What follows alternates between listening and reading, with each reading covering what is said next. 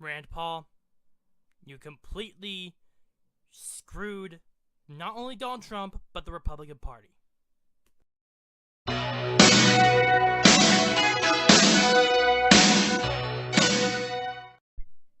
Before I get started on this video, I just need to let you all know that on Friday or Saturday, I plan to see my family on the other side of the Cascade. So I'm gonna be traveling for a little while. So don't expect me to make a video. I will try to make a video as soon as possible around that point if I have the opportunity. But I'm just giving you guys a heads up. Now, Rand Paul, a libertarian, a libertarian who's running on the Republican ticket, or who is on the Republican ticket, a senior senator from Kentucky, just opposed Donald Trump and his national emergency. He's siding with the Democrats on this issue, which is completely weird considering that his stance as a libertarian.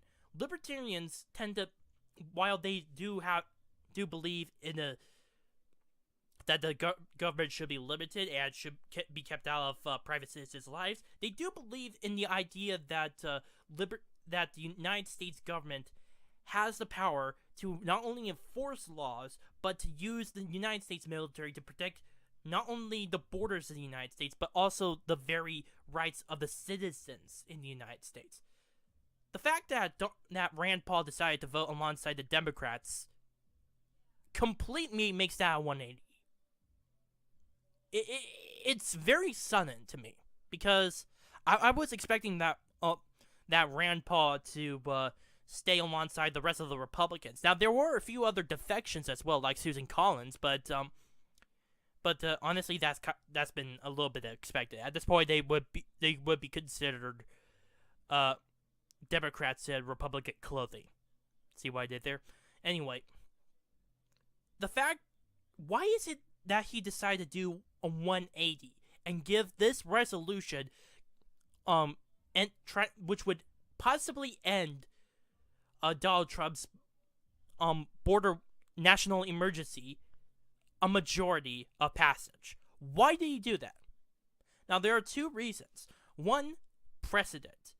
Now, precedent is where a leader sets up some kind of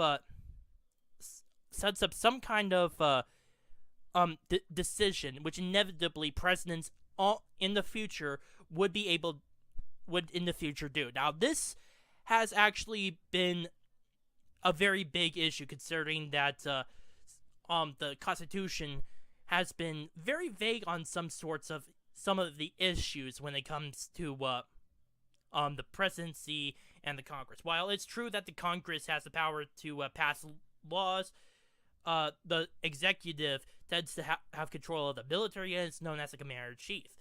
So there's a certain amount of power, but there is still a blurred line about it. So in that way, I would kind of understand Rand Paul's thinking on that. But I'm going to be demolishing that pretty soon. Number two, he says that Congress did not give him the right to use the money from the departments in order to build a wall and to start this national emergency and that sort of thing, which is completely weird to me. Now, this is where I get into demolishing these two cases, because I mean, it's just completely weird. Number one, let's talk about the situation with the whole appropriations from funds from Congress. They already passed a budget, so they already sent all this money to Congress. It is up to the president and the departments to be able to know how to use that money to a certain degree. In fact, according to the National Emergencies Act of 1976, I think it was, it actually allows the president to take funds from places like the Department of Defense and use them on other projects, as long as it would be a part of the issue of national security. That makes total sense, because sometimes when Congress is in a deadlock, there has to be an executive that has to take charge. Now, again, there are certain limits. I mean, after all, if there weren't any limits, we wouldn't have this resolution calling for the end of this national emergency. But from what I can tell from how Donald Trump used this national emergency, it completely demolishes this whole idea about the whole appropriation of funds from Congress.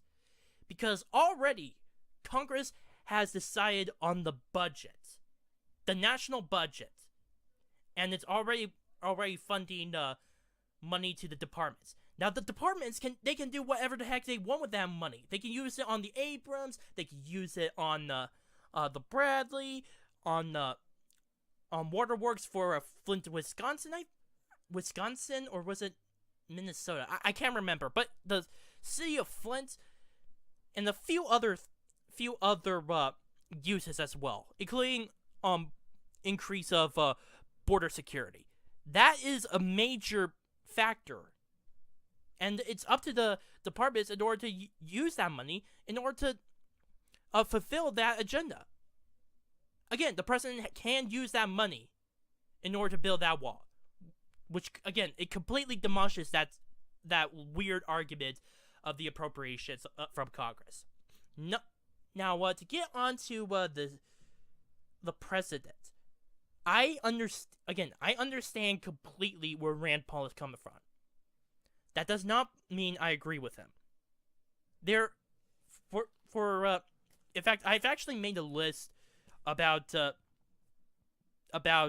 of the reasons why I think that this is kind of stupid. That he had this idea that setting a precedent would give Democratic presidents in the future able to use the national emergency on situations like climate change and gun violence. BS. Complete BS. Why? Because if something like that happened in the future, like from a Democratic president and a Republican Congress or something of that, like that, Congress has the ability to challenge. Now, it's true that that is likely to be vetoed, and that it is unlikely for Congress to get the necessary 2/3 of both chambers to override said veto. But that is where a few other issues come in. Courts can challenge or can take a case on the issue. I mean, that's what we're seeing right now. Already 17 states are suing the Trump administration for this national emergency, and eventually it's going to go to the Ninth Circuit. Now, it can easily be appealed and eventually go to the Supreme Court, and they can then set up whether or not this is constitutional, and also bring out a situation where or exemptions where this may not be considered constitutional. In other words, the courts set the precedent. Now, this is not a new thing. Back during the days of Marbury v. Madison, the courts were not very powerful. It was only after Marbury challenged Madison about a commission to, I think, a lower court, was when the Supreme Court managed to get its own power, because they made a deal with Thomas Jefferson Thomas Jefferson, about trying to, if he were to give the court judicial review powers, then they would vote a case in Jefferson's favor. And we have seen this many, many times before. In fact, with the Obamacare plan, there was a huge issue about its constitutionality. But according to the courts, by a 5-4 decision, it was considered a tax, and part of the powers created under the Constitution, the power to tax, which is given to Congress. Now, again, that sets a precedent for Obamacare and as well for the courts themselves. So it would not surprise me if the courts would be setting a precedent as well on this national emergency. In fact, I think it would also override several other emergencies as well. Continuing on. I think there is a law code as well, which actually dictates a situation on how best to use the national emergency, which is mainly for national security purposes. When it comes to if the Democratic Party decide to use the national emergency against against climate change or gun violence, that could cause a multitude of problems. Because if a national emergency is placed against gun violence, then that would be in conflict with the Second Amendment. And I'm pretty sure that the courts would see that as completely unconstitutional at that point, because it's conflicting with the rights of everyday citizens.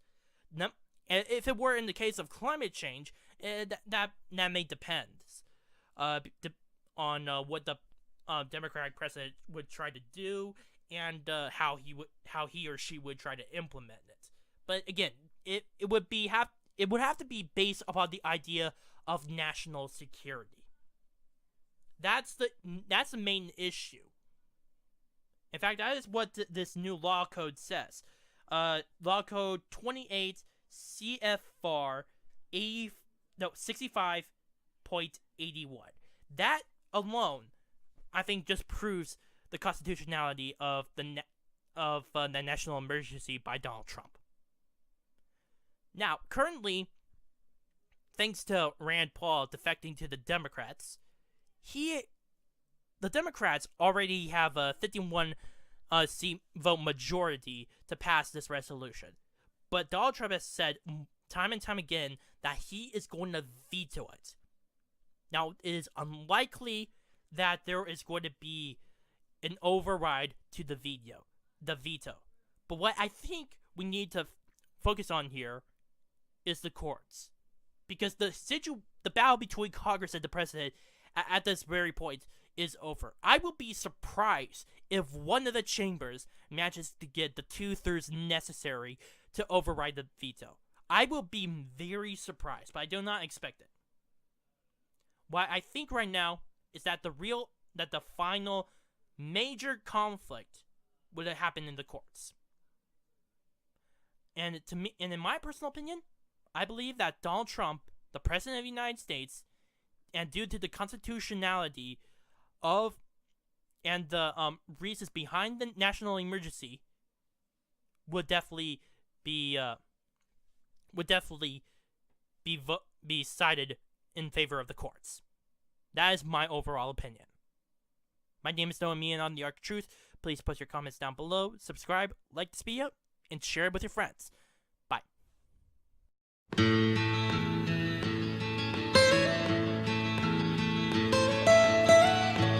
Almost heaven, West Virginia, Blue Ridge Mountain.